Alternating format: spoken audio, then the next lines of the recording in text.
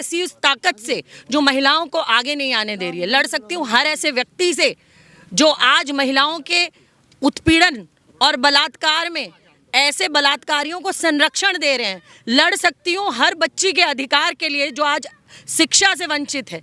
लड़ सकती हूँ हर ऐसी ताकत से जो आज कहीं ना कहीं महिलाओं को पीछे धकेलने का प्रयास कर रहे हैं। हम प्रियंका गांधी जी के सिपाही हैं। हम प्रियंका गांधी जी के सिपाही हैं और प्रियंका गांधी जी ने हमें मजबूत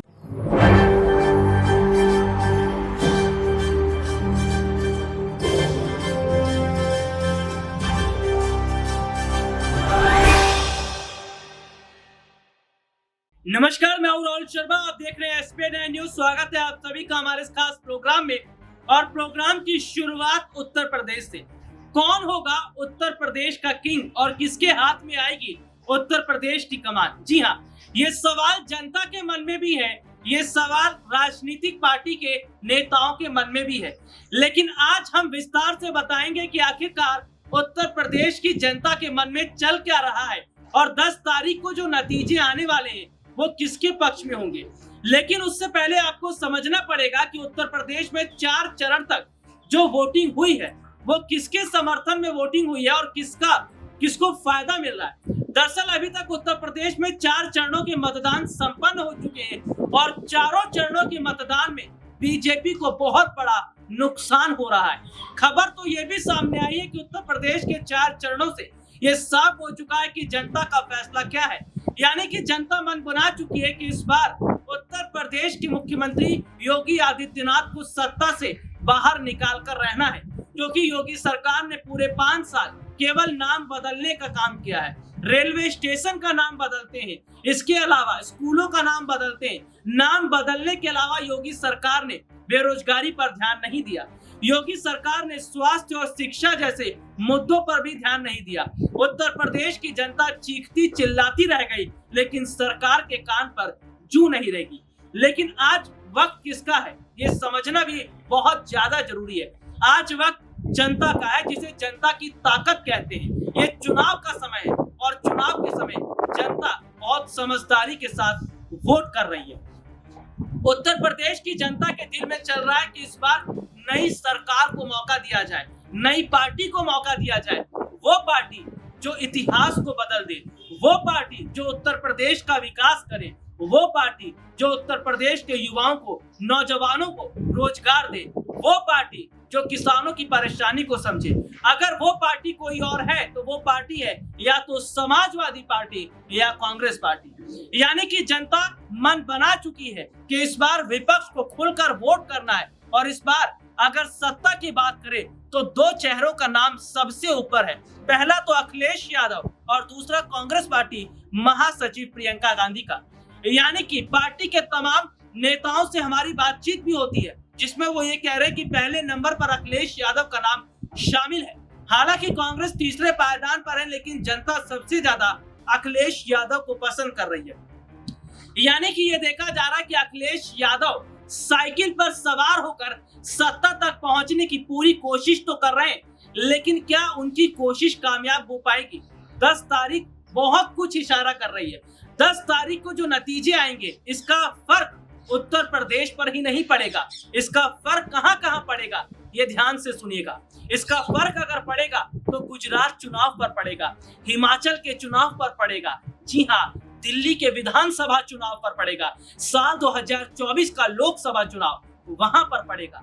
उत्तर प्रदेश से होकर निकलता है दिल्ली का रास्ता और यही वजह है कि आज विपक्ष ने एड़ी चोटी का जोर लगा दिया उत्तर प्रदेश के चुनाव को जीतने के लिए। हालांकि अगर हम बात कर ले तो प्रियंका गांधी भी पीछे नहीं है। 32-33 साल बाद अपनी खोई हुई सियासी जमीन को तलाश करने की कोशिश प्रियंका गांधी जिस तरह कर रही है, उसमें वो कितना कामयाब हो पाएंगी ये तो नतीजों के बाद पता चलेगा। लेकिन प्रियंका गांधी ने चुनाव जीतने के लिए कोई कोर कसर नहीं छोड़ी है। प्रियंका गांधी यानी कि कांग्रेस पार्टी का आखिरकार घोषणा पत्र क्या है और क्या वाकई उत्तर प्रदेश की जनता कांग्रेस पार्टी के घोषणा पत्र से खुश है? कांग्रेस पार्टी के घोषणा पत्र को भी ध्यान से समझिए। हम बीजेपी के घोषणा पत्र की भी बात करेंगे और समाजवादी पार्टी के घोषणा पत्र का भी जिक्र करेंगे। लेकिन सबसे पहले बात कांग्रेस की। कांग्रेस पार्टी ने जो घोषणा पत्र जारी किया है उसमें सबसे पहले किसी को रखा है तो वो है महिला।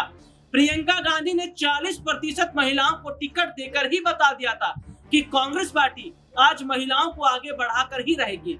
दूसरी अगर हम बात कर लेते हैं तो वो है नौजवानों की बात, बेरोजगारों की बात, यानी कि नौजवानों और बेरोजगारों को आगे बढ़ाने का काम भी अगर कोई कर रहा है तो वो है कांग्रेस पार्टी। यानी कि कांग्रेस पार्टी के घोषणा पत्र से ये साफ हो रहा है कि कांग्रेस इस वक्त मुद्दों की बात कर रही है, किसानों की बात कर रही है, महिला सुरक्षा की बात कर रही है, नौजवानों की बात कर रही है, रोजगार देने की बात कर रही है। समाजवादी पार्टी का घोषणा पत्र क्या कहता है ये भी समझिएगा। समाजवादी पार्टी का घोषणा पत्र ये कहता है कि हम उत्तर प्रदेश में उन तमाम बेरोजगार लोगों को रोजगार देंगे जिनके पास नौकरियां नहीं है। आईटी सेक्टर में बड़े स्तर पर रोजगार देने का वायदा, रोजगार निकालने का वायदा अगर किसी ने किया है तो समाजवादी पार्टी के प्रमुख अखिलेश यादव ने किया है। लेकिन हैरान करने वाली बात तो यह है कि 5 साल योगी सरकार ने नाम बदलने में लगा दिए, धर्म और जाति में लगा दिए, लेकिन सरकार ने अपने घोषणा पत्र में रोजगार का जिक्र नहीं किया, किसानों का जिक्र नहीं किया, महिला सुरक्षा का जिक्र नहीं किया। तो समझ लीजिए कि जो योगी सरकार किसानों की बात नहीं करती है, बेरोजगारों की बात नहीं करती है, महिलाओं की बात नहीं करती है, वो सरकार उत्तर प्रदेश का क्या विकास करेगी। कुछ खबरें हम आपको जरूर दिखाएंगे। हम बताएंगे कि आज प्रियंका गांधी जब रैलियां करती हैं तो कैसे उनकी रैलियों में लाखों की संख्या में भीड़ उमड़ पड़ती है, और ये भीड़ वो भीड़ है जो वोटर्स हैं। जी हाँ, यही भीड़ है जो प्रियंका गांधी को खुलकर समर्थन दे रही है और प्रियंका गांधी के साथ खड़ी है। चलिए एक रिपोर्ट आपको दिखाते हैं क्या कुछ कह रही है प्रियंका गांधी और कैसे उत्तर प्रदेश में कांग्रेस पार्टी लगातार विकास की ओर बढ़ रही है। ताकत से जो आज कहीं ना कहीं महिलाओं को पीछे धकेलने का प्रयास कर रहे हैं। हम प्रियंका गांधी जी के सिपाही हैं, हम प्रियंका गांधी जी के सिपाही हैं और प्रियंका गांधी जी ने हमें मजबूत किया है। बिल्कुल मैम, एक सवाल जब इतनी बारीकी बता रही हैं आप, तो मुझे ये जानना है कि बीजेपी आरोप ये लगा रही है कि सबसे ज़्यादा महफूज जो है महिलाएं, खास करके लड़की जो है वो हमारी सरकारें में रही हैं, बाकी जो सरकारें रही हैं वो तो सिर्फ जो है उसमें गुंडा राज ही ज़्यादातर रहा है। आप मुझे बताइए, अभी परसों मोदी नगर में नाले में लाश मिली है एक महिला की। अभी इंदिरापुरम की नहर में हफ्ता भी नहीं हुआ महिला की लाश मिली है। अब आप बताइए, देखा आपने कि किस तरह से प्रियंका गांधी लगातार जमकर रैलियां कर रही है। दरअसल अगर बात करें तो उत्तर प्रदेश का विधानसभा चुनाव जीतना कांग्रेस पार्टी के लिए बहुत ज्यादा जरूरी हो चुका है। ये कांग्रेस के लिए एक चुनौती है। जो कांग्रेस बीते काफी वर्षों में बहुत ज्यादा दबी हुई थी, वो कांग्रेस पार्टी जो बीते काफी वर्षों में ना के बराबर दिखाई दे रही थी, उस कांग्रेस पार्टी को उत्तर प्रदेश में बेहतर बनाने का काम अगर किसी ने किया तो प्रियंका गांधी ने किया। उत्तर प्रदेश में अगर कांग्रेस पार्टी 100 से ज्यादा सीटें निकाल लेती है तो समझ लीजिए इसका पूरा फर्क 2024 पर पड़ेगा। यानी कि 2024 में ये देखा जाएगा कि कैसे उत्तर प्रदेश में प्रियंका गांधी ने अकेले मोर्चा संभाला। उत्तर प्रदेश की अगर बात करें तो क्षेत्रफल के हिसाब से बहुत बड़ा है। लोकसभा की सीटें भी यहाँ पर ज्यादा है और विधानसभा की सीटें तो कुल 403 है ही। हालांकि अगर बात करें तो कांग्रेस जो लड़ाई लड़ रही है वो अपने अस्तित्व को बचाने के लिए लड़ रही है। कांग्रेस जो देश की नेशनल पार्टी है वो अब क्षेत्रीय पार्टी बनती जा रही है, और यही चिंता खाई जा रही है सोनिया गांधी को, राहुल गांधी को, प्रियंका गांधी को। इसीलिए इस राष्ट्रीय पार्टी को ऊपर बढ़ाने का, पार्टी को आगे लेकर जाने का काम अगर कोई कर रहा है तो वो प्रियंका गांधी है। चलिए एक रिपोर्ट और दिखाते हैं कैसे प्रियंका गांधी जमकर बीजेपी पर निशाना साध रही है और किस तरह से आज ये बात कर रहे हैं कि बीजेपी विकास की बात नहीं कर रही। के बाद शव मिला है, अभी कुछ दिन हुए। उन्नाव, हाथरस, आजमगढ़, शाहजहांपुर, ये सारी घटनाएं, बुलंदशहर, अभी कल प्रियंका जी बुलंदशहर गई हैं। अगर उत्तर प्रदेश महफूज होता तो ये जो आपको रोज़ इतनी सारी घटनाएं देखने को और सुनने को मिलती हैं वो नहीं होता। तो इनकी कथनी और करनी के जो फ़र्क हैं वो आप महसूस कीजिए। आप देखिए कि धरातल पर क्या है और भाजपा के भाषणों में क्या है। भाषण बड़े लच्छेदार हैं लेकिन ज़मीन पर धरातल पर उससे उल्टी तस्वीर है। 10 मार्च को किसकी सरकार? 10 मार्च को प्रियंका गांधी जी किंग मेकर रहेंगी। बहुत बहुत शुक्रिया मैम हमसे बातचीत करने के लिए। तो 10 मार्च को जो है प्रियंका गांधी जो है किंग मेकर रहेंगी, कांग्रेस का बोलबाला रहेगा, कांग्रेस की ही सरकार रहेगी जी। कि बीजेपी कांग्रेस को मिटाना चाहती है, बीजेपी कांग्रेस को मिटाना चाहती है और हवा भी आबो दाना चाहती है। बीजेपी आंखें बंद कर ले क्योंकि कांग्रेस भरपूर आना चाहती है, कांग्रेस भरपूर आना चाहता तो है। देखा आपने कि किस तरह से प्रियंका गांधी लगातार एक के बाद एक कई निशाने साध कर आज सत्ता पक्ष के होश उड़ा रही है। प्रियंका गांधी के नारे लड़की हूँ लड़ सकती हूँ का फर्क आज उत्तर प्रदेश में ही नहीं बल्कि उत्तराखंड, पंजाब, गोवा, मणिपुर यहाँ पर भी देखने को मिल रहा है।